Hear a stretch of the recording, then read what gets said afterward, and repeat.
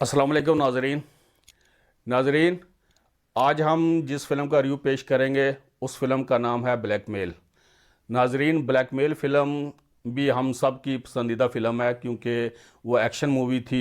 उस टाइम हम action movie बहुत ज़्यादा देखा करते थे और इस फ़िल्म के जो डायरेक्टर थे वो इकबाल कश्मीरी साहब थे। इस फ़िल्म के जो मौसीकार थे वो कमाल अहमद साहब थे। नाजरीन, ये फ़िल्म आई थी 1985 को और इस फिल्म के जो अदाकारों में शामिल थे सुल्तान राय, नाज़िली, गुलामुद्दीन, शहनाज, मुस्तफ़ा कुरैशी, कवी खान साहब। नाजरीन, ये बहुत ही उम्दा फ़िल्म थी, इसकी स्टोरी भी बहुत ही अच्छी थी और ये भी हमने बार बार देखी। 2-3 बार हमने सिनेमा पे देखी थी ये फ़िल्म क्योंकि सुल्तान राय साहब इसमें काउ बॉय थे। हमें इस तरह की फ़िल्म जैसे शाहीन फ़िल्म थी, शाहीन के डायरेक्टर भी यही थे इकबाल कश्मीरी साहब, क्योंकि कॉबॉय टाइप फिल्में हमें बहुत अच्छी लगती थी, चाहे उसमें आसिफ खान साहब हों, सुल्तान रईस साहब हों, ये जितने भी मुस्तफ़ा कुरैशी साहब तो होते ही थे इन दोनों के साथ। नाजरीन, इस फिल्म का रिव्यू हम पेश करते हैं और मेरे साथ ज़ईद साहब और तनवीर साहब हैं। मैं इनसे भी पूछूंगा क्योंकि इन्होंने भी मेरे साथ ही देखी थी ये फ़िल्म और इनसे पूछूंगा ये फ़िल्म आपको कैसे लगी, आपने कहाँ देखी। तनवीर साहब, आप पहले बता दें ये कैसी थी संगीत फिल्म। सिनेमा पे देखी थी रावलपिंडी में। और ये वाहिद फिल्म है जो मैं फर्स्ट टाइम देखी दोबारा फिर उसी हफ्ते में। फिर पहली दफा तो टिकट नहीं मिले थे, हाँ, वो तो याद होगा आपको। मैं भी गया था। या, 2-3 बार दो हम दिनों में जाते जाते रहे, रहे, लाइनों में इतना खड़े रश हुए। था हाँ, क्योंकि बहुत, रश क्यों क्योंकि था, अच्छा इसका नाम भी ऐसा था ना। थोड़ा सा डिफरेंट किस्म का। जब उसका हमने देखा ना हाँ, बोर्ड, साइन बोर्ड जो बोर्ड कहीं भी, पर है, हाँ, गुलामुद्दीन मुस्तफा साहब और कुरैशी साहब का गेटअप देख के और वो सारा देख के ना इस फिल्म में। और जो सबसे अच्छा जो इसमें लगा ना जो काम, वो जिस तरह विलन होता है ना, असल बाकी विल। बाकी बाकी और फिल्मों में होता है विलन के साथ चमचे कटछे होते थे उसको, इसमें अकेला मुस्तगरी अकेला मुस्तफा कुरैशी। और जिस तरह सस्पेंस रखा गया, वो मारने जाता है म्यूजिक। गुलामुद्दीन को, अंधा होता है। इस सारे सीन देख के ना मैं दोबारा फिर देखने गया फिल्म।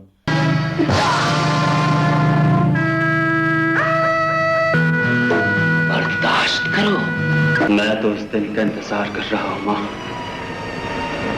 जब वो नापाक चेहरा मेरे सामने आए। आगे भी खतरा है,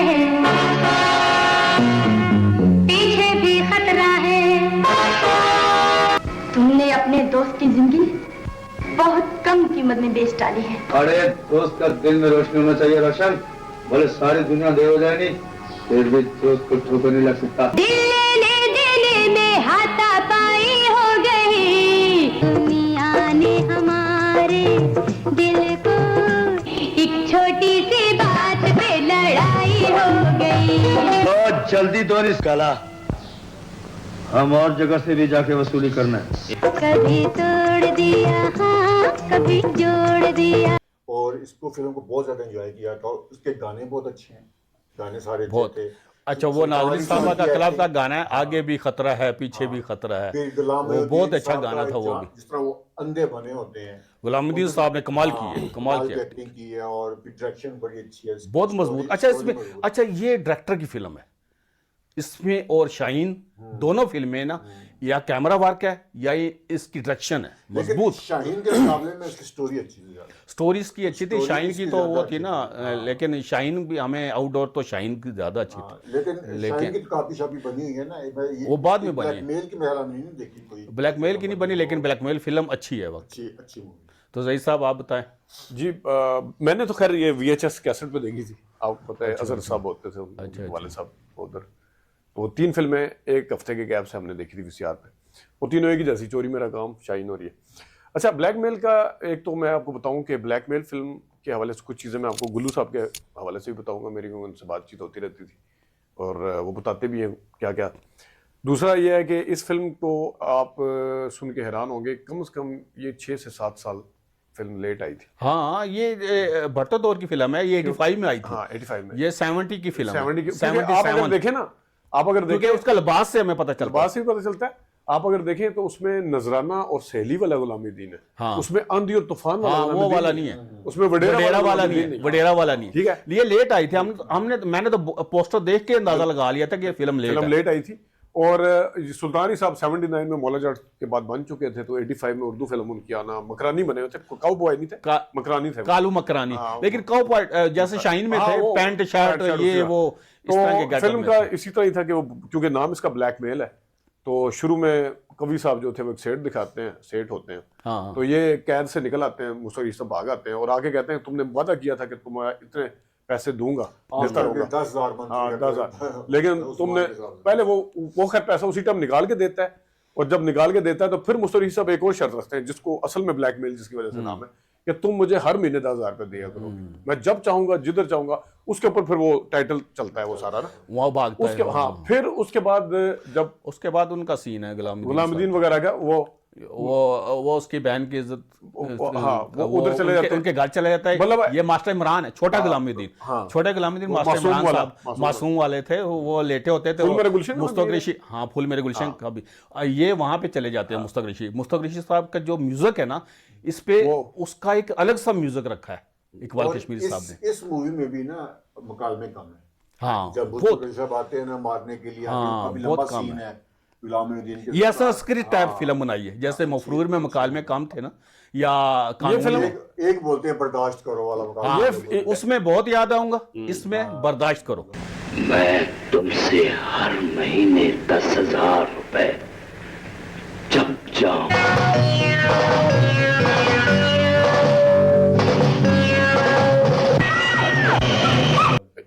एज लिमिट के हिसाब से अगर देखा जाए ना, तो ये एक खास मखसूस एज के लोगों की फिल्म है। जिस तरह हम लोग उस वक्त एक्शन फिल्में क्योंकि ज्यादा शौक से देखते हम बहुत देखते थे, कई फिल्में ऐसी हैं जो आपने दोबारा देखी होंगी, कहना यार उस टाइम तो बड़ा मजा आया, ऐसे अब तो फारिग हो गए।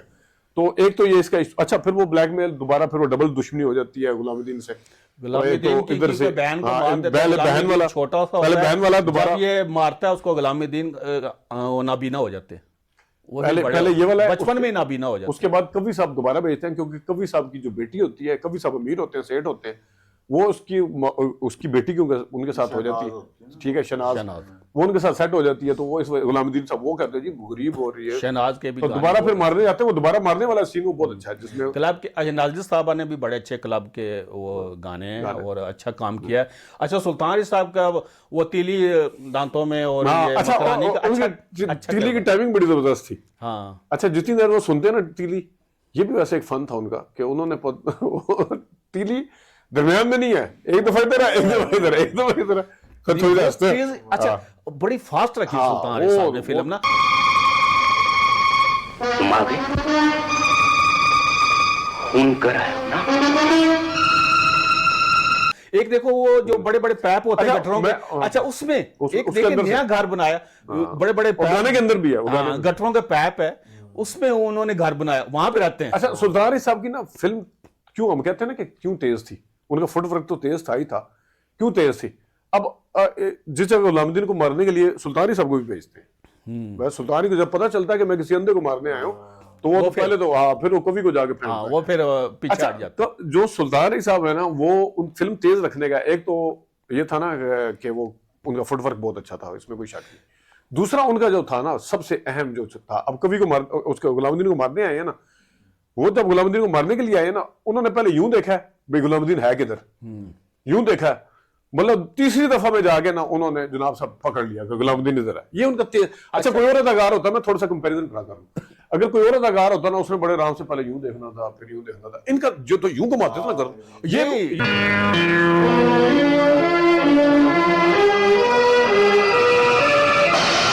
ये पूरे मफरूर में नहीं देखा, डब्बे में यूं ही आते हैं मुमताज को बचाने, वो यूं ऐसे ऐसे देखते हैं ना। अच्छा वो देखने में हमें ये पता चलता है कि शायद सुल्तान अली साहब को ना अदाकारी के रमूजों काफ का नहीं पता था। सुल्तान अली साहब को अच्छे से पता था कि किस तरह मैं चलूंगा तो फिल्म तेज होगी, किस तरह मैं देखूंगा फिल्म तेज होगी, और उसका इम्पैक्ट ये होता था कि वो फिर यूसुफ खान से, मोहम्मद अली से और मुस्तफा से और सुधीर से सबसे तेज नजर आता, सबसे आगे थे। तो फिल्म ऐसी है 3 घंटे में बहुत कुछ दिखाना होता है, वहां पे आप बिल्कुल स्लो वाला रिकॉर्ड। अब देखो ना कितने रिकॉर्ड ड्रामों से गए हैं, नाकाम हो गए, उनको ड्रामों की एक्टिंग की आदत थी। वो स्लो थे, स्लो थे। ये फिल्म में 3 घंटे में सब कुछ दिखाना होता है, और ड्रामे 12-14 किस्तों में वो चीज दिखाते थे, वो स्लो। इसमें मैं एक जुमला अगर ऐड कर दूं, फिर मैं गुलामुद्दीन पे भी आता हूँ।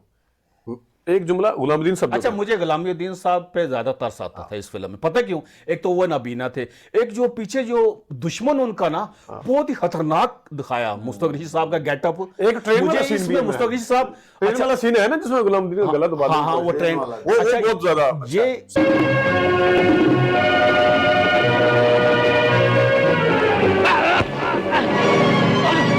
इसमें मुझे मुस्तक ऋषि साहब शाइन में भी थे, बाकियों में भी थे, लेकिन जितने खतरनाक इसमें आए हैं ना, जिस पे उन पे ना भी इसको गालियां निकालने को दिल करता है मुस्तक ऋषि को भी, इतनी अच्छी विलन की जालिम भी उसका बहुत खतरनाक दिखाया है इसमें ना। सुनहरे रंग की विग, हालांकि स्मगलर में भी थे, वो भी कईयों में होते थे, वैसे मैं लेकिन इसमें उनके इस फिल्म में जहां मुस्तक ऋषि साहब का बहुत अच्छा किरदार भी है, सेकंड हाफ में थोड़ा सा मुस्तक ऋषि साहब की वजह से ड्रैग भी है, वो थोड़ा सा ज्यादा हो गया, लंबा ज्यादा हो गया था। आखिरी भी वो टैंक ऊपर से गिरते हैं तो वो नहीं, वैसे भी ना वो एक दो बाद में जाके थोड़ा सा ड्रैग, लेकिन इनके जो फुटवर्क था, चाल ढाल, जब वो तो बर्दाश्त करो, हाँ, म्यूजिक जब मारता है और जब आता है चुटकियां बजा रहा होता है, वो ऐसे ऐसे करके वो चल रहा होता है, तुम भी बर्दाश्त करो नहीं।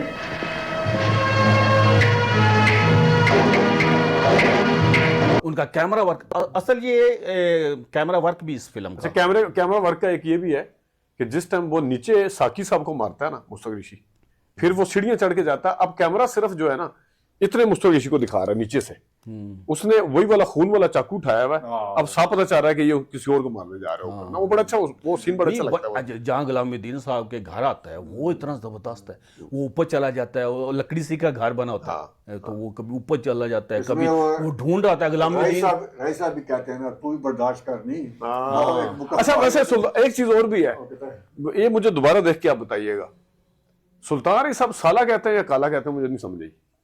नहीं साला काला ये मुझे नहीं समझ आई, वो तेज से बोल जाते हैं कोई, लेकिन कहते हैं साला महल में, लेकिन ऊपर से काला। लेकिन महल मेरे सपनों का में जो गुलामुद्दीन साहब ने ज्यादा अच्छी की थी। नहीं, वैसे एक चीज, हाँ मैं अच्छा आपने याद करा दिया, गुलामुद्दीन साहब ने ये चीज बताई थी, और इसमें भी सुल्तानी साहब की एक बड़ाई भी नजर आती है। सुल्तानी साहब भी अपना वो थे, गुल्लू साहब कहते हैं कि कहते हैं यार तू मेरा उस्ताद नहीं, तू मैंने सिखानी है जड़ी मकरानी जुबान, क्योंकि इन्होंने पहले की भी थी, इन्होंने महल मेरा सपना, अपने बुनियादी तौर पे कराची के रहने वाले हैं, ये ज्यादा अच्छा कर सकते थे। नहीं, महल मेरा सपना अगर ये फिल्म पहले बनी है तो फिर महल मेरा सपना का तो 80 की फिल्म है, वो तो बाद की है सुनीता ने, लेकिन ये फिल्म ताखीर से आई है, लेकिन इतना जरूर है, लेकिन गुल्लू साहब ने मुझे ये बताया, गुल्लू साहब वहां के थे ना कराची के, गुल्लू साहब ने बताया था कि जिस टाइम ये फिल्म की थी उस टाइम उन्होंने कहा था कि आपने मुझे लहजा सिखाना है सारा कुछ। अच्छा, हाँ, तो वो ये भी एक बड़ी मतलब बात होती है। सुल्तान साहब हर किसी से वो कभी वो कहते कि जो मर्जी मैं कपड़े पा दो, मैनू जो मर्जी करवा लो, वो कभी डायरेक्टर के आगे वो नहीं करते थे कि मैं हुज्जत नहीं थी उनके, उसमें लिखी ही नहीं थी। तुम्हारा भाई है, तुम्हारा यार, यहाँ तुमको खतरा में छोड़ के नहीं जाएंगे। मैं तुम्हारे दोस्ती की कदर करता हूँ राजा। जो डायरेक्टर ने कह दिया, जो लिखा हुआ है, कहता बस ठीक है, मैंने काम करना है। तो इसका अच्छा, वैसे एक और चीज भी बताऊं, इसमें गुल्लू साहब इस फिल्म से कोई इतनी ज्यादा सेटिस्फाइड नहीं थे हम, वो हमें तो गुल्लू साहब का काम हमें अच्छा लगा है, लेकिन कहते हैं कि जी वो उस जमाने में मैंने बड़ी फिल्में जो गलत साइन की उस पता नहीं होता था, तो वो मुझे बताया गया कि आपके साथ हीरोइन आपके साथ है जी। अच्छा, नहीं चोरी मेरा काम में भी यही काम था, मेन सुल्तान साहब थे, इकबाल कश्मीरी साहब थे, उसके भी डायरेक्टर, उसमें भी गुल्लू साहब का पेयर इसके साथ था, शहनाज के, और उसके साथ ही नजमा। देखने वाले चोरी को मेरा काम, लेकिन जिस तरह जो आवारा फिल्म आसिफ खान साहब कहते हैं, आसिफ खान साहब को हम कहते हैं, आसिफ खान कहते हैं कि मुझे नहीं, वो कहते हैं दुश्मनी है, दुश्मनी कॉबॉय फिल्म थी, मैंने देखी है। देखिए गुलामुद्दीन साहब एटलीस्ट अक्सर लोगों के मुंह से आपने सुना होगा कि यार आप कौन सा किरदार अदा करना चाहते हैं, वो कहते हैं यार मैं अंधे का किरदार अदा करूंगा। तो गुलामुद्दीन साहब को ये तो है ना कि अंधे का किरदार, अच्छा मजे की बात है कि उन्होंने यूं करके किरदार नहीं अदा किया, नहीं बहुत अच्छा किया, आंखें उनकी माशाल्लाह आंखें भी अच्छी थी, उसमें मुझे बहुत अच्छे लगे, और मुझे ना वो यही फील होता कि मेरे साथ हीरोइन नहीं, मुझे तो बहुत ज्यादा तरस आता था, हीरोइन थी ना, नहीं इन पे तरस भी बहुत अच्छा आया मुझे। ये फिल्म मैंने गुल्लू की साहब की वजह से बार बार देखी है। मेरी बेबसी ये है कि मैं अपने दुश्मनों को देख नहीं सकता, तुम्हारी मजबूरी यह है कि तुम अपने कातिलों का नाम नहीं ले सकते, क्योंकि आपको पता उस वक्त हम आतिश और ये आंसुर शोली ये नए नहीं देखी थी, हमें गुल्लू साहब एक्शन में आसिफ खान साहब के बाद यही अच्छे लगते थे, तो सुल्तान साहब ने पंजाबी में ब्लैकमेल जैसी फिल्मों में ये भी होता है कि ये फिल्म सैनमे की फिल्म है, ये वीसीआर की फिल्म हाँ है। विसार के नहीं, ये क्योंकि तो इसका म्यूजिक देखें, संगीत ने जब इसका कैमरा वर्क देखें, नहीं, इसका संगीत पूरा एक पे जब माहौल। ये मैं क्या है ना 2-3 दिन टिकट हम तीन, इसका नाम ऐसा था, लोग रश में, मैं और ये तो 2-3 दफा गए हैं सैनमे पर टिकट। ये हमारे साथ आमर नाटक ये भी थे, मुंह बना के हम आ रहे होते थे जब फिल्म ना, इसी तरह परख पे रश था जो भाई ये बड़ी बात होती है जी, तखीर के साथ फिल्म रिलीज और फिर भी अच्छा रश नहीं, बहुत अच्छा रश लिया था इसने। अरे मैं राजा हूँ, राजा जो तुझको मारने आया था। नहीं, तेरा ये हुलिया किसने बनाया? राजा, किसी ने मेरे माँ बाप को मार दिया है और वो मुझे भी मारना चाहता है।